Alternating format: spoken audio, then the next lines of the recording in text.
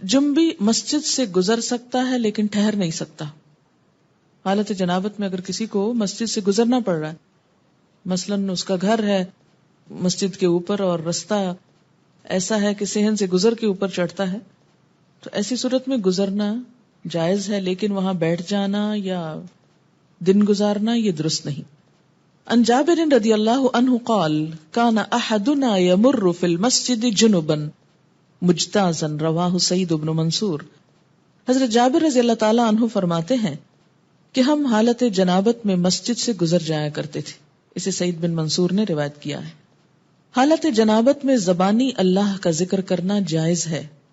مثلاً انسان صبح اٹھا ہے تو اٹھ کے دعا جو پڑھی جاتی ہے الحمدللہ الذی احیانا بعد ما اماتنا والیہ النشور پڑھ سکتا ہے.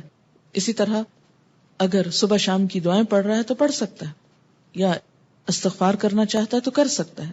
رات کو سوتے میں کوئی خواب برا آ گیا تو وہ دعا پڑھ سکتا ہے، یا نیند نہیں آ رہی تو کچھ ذکر کرنا چاہتا ہے اور لیکن ہے حالت جنابت میں تو کوئی رکاوٹ نہیں، زبانی اللہ کا ذکر کر سکتا ہے.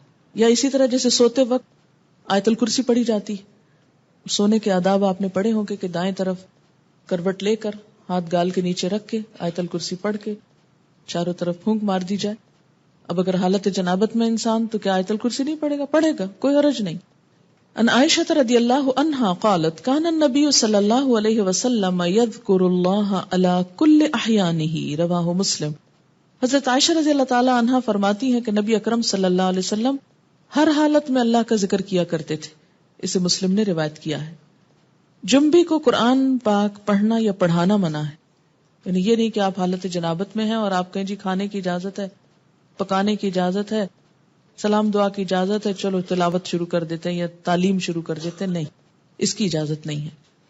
پاک آدمی وضو کے بغیر قرآن مجید پڑھ سکتا ہے، یعنی وضو نہیں ہے لیکن ویسے قرآن کی تلاوت آپ کر رہے ہیں تو ٹیکسٹ کو ہاتھ نہیں لگائیے اور پڑھتے جائیے، کیونکہ بعض لوگوں کو ایسی بیماری بھی ہوتی ہے کہ ان کا وضو زیادہ دیر تک باقی نہیں رہتا.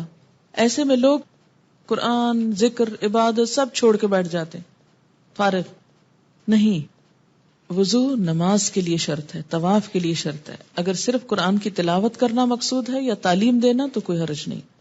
ان علی رضی اللہ عنہ قال کان النبی صلی اللہ علیہ وسلم یقرئنا القرآن علی کل حال ما لم یکن جنبا رواہ الترمذی.